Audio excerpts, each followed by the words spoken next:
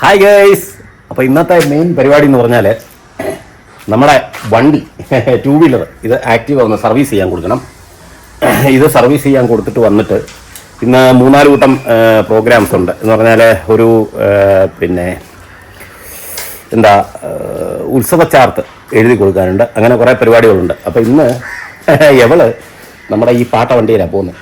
നമ്മുടെ അല്ല, ഞാൻ ഇന്നലെ പറഞ്ഞില്ലായിരുന്നോ, നമ്മൾ വേറൊരു വർക്ക്ഷോപ്പിൽ ബുള്ളറ്റ് പണിയാൻ കൊടുത്തിട്ട് ഞാൻ എടുത്തുകൊണ്ട് വന്ന സാധനമാണ്. അപ്പോൾ ഇങ്ങനെയൊക്കെയാണ് ഇന്നത്തെ പ്രോഗ്രാം. ബെല്ലക്കുട്ടൻ രാവിലത്തെ ഫുഡും ഒക്കെ കഴിച്ചിട്ട് എന്തായാലും പുറത്തോട്ട് ഇറങ്ങി വന്നിട്ടില്ല. അകത്തെവിടെയോ നിന്ന് ലാക്കുന്നുണ്ട്. അവനങ്ങനെ ഉഷാറായിട്ടില്ല. അപ്പോൾ നമുക്ക് എന്തായാലും ഇനിയും പെട്ടെന്ന് പോയിട്ട് വരാം. കാരണം അവിടെ 10 മണി വരെ വണ്ടി സർവീസിന് എടുക്കത്തുള്ളൂ. അപ്പോൾ 10 മണി കഴിഞ്ഞ് എടുക്കത്തില്ലെന്നാണ് പറഞ്ഞത്. ഇപ്പോൾ ഏകദേശം 9:45. അപ്പോൾ നേരെ സർവീസിനെ കൊണ്ടുപോയി കൊടുത്തിട്ട് വരാം. വണ്ടി സർവീസ് ചെയ്യാൻ കൊടുക്കാനായിട്ട് വരുമ്പോഴത്തേനും ഒരു സ്റ്റാഫിൻ്റെ മരണം, അതുകൊണ്ട് അത് നടക്കത്തില്ല. എന്ത് ചെയ്യാൻ പറ്റും?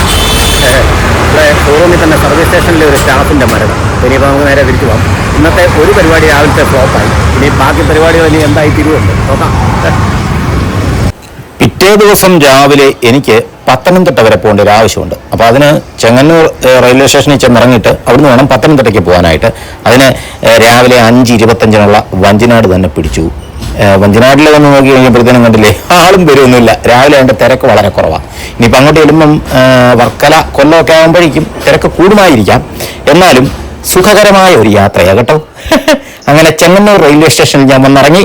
ഈ ചെങ്ങന്നൂർ റെയിൽവേ സ്റ്റേഷൻ ഒരു വലിയ പ്രത്യേകതയുണ്ട് കേട്ടോ. സത്യത്തിൽ ഞാൻ ജനിച്ചു വളർന്ന നാടാണ് ഈ റെയിൽവേ സ്റ്റേഷന്.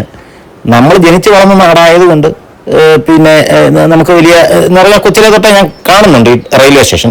പക്ഷേ ആദ്യമായിട്ടൊക്കെ വരുന്നവർക്ക് ഈ റെയിൽവേ സ്റ്റേഷൻ ഒരു കൗതുകമാണ്. കാരണം ഇതിൻ്റെ ടിക്കറ്റ് കൗണ്ടറും എൻക്വയറി കൗണ്ടറും ഒക്കെ ശരിക്കും പറഞ്ഞാൽ ഇതിന് താഴെയാണ്. അതിൻ്റെ അർത്ഥം റോഡിൽ നിന്ന് ഒത്തിരി ഹൈറ്റിലാണ് ഈ റെയിൽവേ ട്രാക്ക് പോയിരിക്കുന്നത്. അപ്പോൾ താഴെ തന്നെ നമ്മൾ വന്ന് കയറിയ ഉടനെ തന്നെ ടിക്കറ്റൊക്കെ എടുത്തുകൊണ്ട് ഒരു അണ്ടർപാസ് ഉണ്ട്. അപ്പോൾ ആ അണ്ടർപാസ് വഴി നമുക്ക് നേരെ സ്റ്റേഷനകത്തോട്ട് മേളിലോട്ട് കയറി വരണം. അപ്പോൾ ശരിക്കും പറഞ്ഞാൽ നമ്മൾ നടന്നു വരുന്ന ഈ അണ്ടർപാസിൻ്റെ മുകളിൽ കൂടെയാണ് റെയിൽവേ ട്രാക്കും കാര്യങ്ങളൊക്കെ പോകുന്നത്. ഇവിടെ കണ്ടില്ല, എസ്കലേറ്ററും കാര്യങ്ങളൊക്കെ ഉണ്ട്. ഇനി ഞാൻ നേരെ ഈ അണ്ടർപാസിലോട്ടാണ് നടന്നു പോകുന്നത് കേട്ടോ. ഇത് ശരിക്കും പറഞ്ഞാൽ 2ാമത്തെ പ്ലാറ്റ്ഫോമാണ്. ഈ 2ാമത്തെ പ്ലാറ്റ്ഫോമിൽ നിന്ന് നമുക്ക് വേണമെങ്കിൽ പടി കയറി ഫസ്റ്റ് പ്ലാറ്റ്ഫോമിലോട്ട് പോകാം. പക്ഷേ ആ ഫസ്റ്റ് പ്ലാറ്റ്ഫോമിൽ ചെന്നാലും ഈ അണ്ടർപാസ് ഇറങ്ങിയെങ്കിലേ നമുക്ക് ശരിക്കും പറഞ്ഞാൽ പുറത്ത് ഇറങ്ങാൻ പറ്റുള്ളൂ. ഇതിപ്പം ഞാൻ അതുകൊണ്ട് സെക്കൻഡ് പ്ലാറ്റ്ഫോമിൽ നിന്ന് നേരെ അണ്ടർപാസ് ഇറങ്ങിക്കൊണ്ടിരിക്കുക. കണ്ടോ, ഇതൊരു ഗുഹ പോലെ ഇതിനകത്തോട്ട് ഇറങ്ങിക്കൊണ്ടിരിക്കുക. ശരിക്കും മെട്രോയുടെയൊക്കെ സെറ്റപ്പ് ഇങ്ങനെയാണ്. മെട്രോയ്ക്ക് മുകളിൽ കൂടെ അല്ലേ പോകുന്നത്. മെട്രോ സ്റ്റേഷനിലൊക്കെ ചെന്ന് കഴിഞ്ഞാൽ താഴെ വന്ന് ടിക്കറ്റ് എടുത്തിട്ട് നമ്മൾ മുകളിലോട്ട് കയറി വരണം. ഏകദേശം അതേ ഒരു സെറ്റപ്പാണ്. സത്യത്തിലേ ഞാൻ ഈ മറ്റ് റെയിൽവേ സ്റ്റേഷനിലൊന്നും ഇത് കണ്ടിട്ടില്ല. ഇവിടെ നമ്മൾ നേരെ റൈറ്റ് സൈഡിലോട്ട് ബാക്കിലോട്ട് പോയി കഴിഞ്ഞാലും വേറെ, അതായത് റെയിൽവേ സ്റ്റേഷൻ്റെ വേറൊരു വഴിക്ക് വന്നിറങ്ങാം. പക്ഷേ മെയിൻ റോഡിൽ ഇറങ്ങണമെന്നുണ്ടെങ്കിൽ ഈ ഫ്രണ്ടിലോട്ട് തന്നെ വന്നേ പറ്റുള്ളൂ. ബാക്കിൽ ഇറങ്ങിക്കഴിഞ്ഞാൽ പിന്നെ ഒരുപാട് ചുറ്റി വേണം മെയിൻ റോഡിലോട്ട് വരാൻ. ഇവിടെയാണ് ശരിക്കും ടിക്കറ്റ് കൗണ്ടർ. ഞാൻ ഫസ്റ്റ് പ്ലാറ്റ്ഫോമിലോട്ട് പോകുന്ന വഴി ഒന്ന് കാണിച്ചുതരാം. എന്താ, ഇതാണ് ഫസ്റ്റ് പ്ലാറ്റ്ഫോമിലോട്ട് പോകുന്ന വഴി. കണ്ടില്ലേ, ഇവിടെ എൻക്വയറി കൗണ്ടർ, ടിക്കറ്റ് കൗണ്ടറും കാര്യങ്ങളും എല്ലാം ഇവിടെയാണ് സജ്ജീകരിച്ചിരിക്കുന്നത്. മുകളിൽ ചെന്നാൽ കടകളും കാര്യങ്ങളും പിന്നെ ബാക്കി ഫെസിലിറ്റീസൊക്കെ അവിടെയാണ്. ഇപ്പോൾ ഇവിടെ എന്നെ വിളിക്കാനായിട്ട് ഒരാൾ വരും. പുള്ളിക്കാരൻ വന്നിട്ട് അവരുടെ വണ്ടിയിൽ വേണം നമുക്ക് നേരെ പത്തനംതിട്ടയ്ക്ക് പോകാൻ. പക്ഷേ കാപ്പ് കുടിച്ചിട്ടില്ല. ഇനിയിപ്പോൾ ഫസ്റ്റ് പരിപാടി എന്ന് പറഞ്ഞാൽ എന്തെങ്കിലും ഒന്ന് കഴിക്കണം. അപ്പോൾ ഞാൻ പുള്ളിക്കാരനെ വിളിച്ചപ്പോൾ പറഞ്ഞു അവരൂടെ വന്നിട്ട് അവരും കാപ്പ് കുടിക്കാതെ ഇറങ്ങിയത്. അപ്പോൾ അവരുടെ കൂടെ നമുക്ക് ഒന്നിച്ച് കാപ്പ് കുടിക്കാമെന്ന് പറഞ്ഞു. ഇതാണ് ഞങ്ങളുടെ ചെങ്ങന്നൂർ റെയിൽവേ സ്റ്റേഷൻ. കണ്ടില്ലേ, ശരിക്കും പറഞ്ഞാലേ ഇത് കാണുമ്പോൾ എനിക്ക് ഒരു ഭയങ്കര ഒരു നൊസ്റ്റാൾജിയാണ് കേട്ടോ. പണ്ടത്തെ കാര്യങ്ങളൊക്കെ എനിക്കിങ്ങനെ ഓർമ്മ വരും. അങ്ങനെ നമ്മളെ വിളിക്കാനുള്ള ആളെത്തി. പുള്ളിക്കാരൻ വൈഫിനെ കൊണ്ടാവുന്നത് കേട്ടോ. ഇനിയിപ്പോൾ ഞങ്ങൾ ഇവിടുന്ന് എവിടുന്നെങ്കിലും കാപ്പിയൊക്കെ കുടിച്ചിട്ട് നേരെ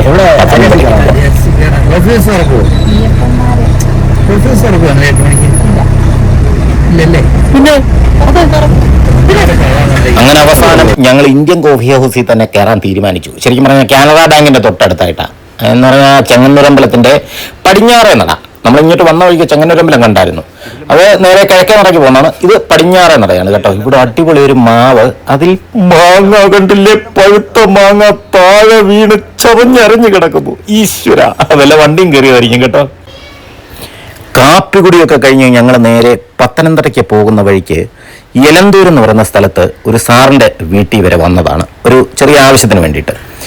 ഇത് ശരിക്കും സാറിൻ്റെ വീട് കണ്ടപ്പോൾ ഇത് ഷൂട്ട് ചെയ്യാതിരിക്കാൻ പറ്റില്ല എന്ന് എനിക്ക് തോന്നി. കാരണം നമ്മൾ കയറി വരുമ്പോൾ തന്നെ നല്ല അടിപൊളി ഒരു അറയനിരമാണ് കാണുന്നത്. അത് പഴയ കാലത്തെ പ്രാമാണിത്വത്തെയൊക്കെ ഓർമ്മിപ്പിക്കുന്ന രീതിയിൽ നല്ല അടിപൊളി സ്ട്രക്ചറിൽ അതേ രീതിയിൽ സാർ ഇപ്പോഴും അത് നിലനിർത്തിയിരിക്കുന്നത്. അതുകൊണ്ടല്ലേ ഇതിലെ മുഖപ്പറ്റൊക്കെ അല്ലേ കാണുമ്പോൾ തന്നെ എന്തൊരു ഭംഗിയാണെന്നറിയാമോ, ഓടിട്ട നല്ല കിടിലൊരു ഒരു ഒരു അറയനിര. അത് തന്നെയല്ല, ഇവിടുത്തെ പ്രകൃതി ഭംഗിയുണ്ടല്ലോ, സത്യം പറഞ്ഞാൽ എൻ്റെ കുട്ടിക്കാലത്തൊക്കെ നമ്മുടെ നാട്ടിലും ഇതുപോലെ തന്നെ ഇത്രയ്ക്ക് പ്രകൃതി ഭംഗിയായിരുന്നു. പക്ഷേ ഇപ്പോഴൊക്കെ നമ്മൾ കുറച്ച് ഗ്രാമപ്രദേശങ്ങളിലോട്ടൊക്കെ പോകണം ഇതുപോലുള്ള ഒരു ഭംഗി ആസ്വദിക്കണമെന്നുണ്ടെങ്കിൽ. ഇത് ശരിക്കും പറഞ്ഞാൽ മധ്യ കേരളത്തിൻ്റെ ഒരു ഭംഗി അതൊന്ന് വേറെ തന്നെ. ഇവിടെ കണ്ടില്ലേ, എനിക്ക് തോന്നുന്നു മരിച്ച ആരെ ഓർമ്മയ്ക്ക് വേണ്ടിയിട്ടൊരു കൽവിളക്ക് വെച്ച് അവിടെ കത്തിക്കുന്നതാണ്. അതിനു വേണ്ടിയിട്ടാണ്, മരിച്ച ആരുടെ ഓർമ്മയ്ക്ക് വേണ്ടിയിട്ട് ചെയ്തിരിക്കുന്നതാണ്. ഇവിടെ അത് കഴിഞ്ഞിട്ട് കണ്ടില്ലേ ഒരു ഒരു ഒരു ഒരു ഒരു മാവ്.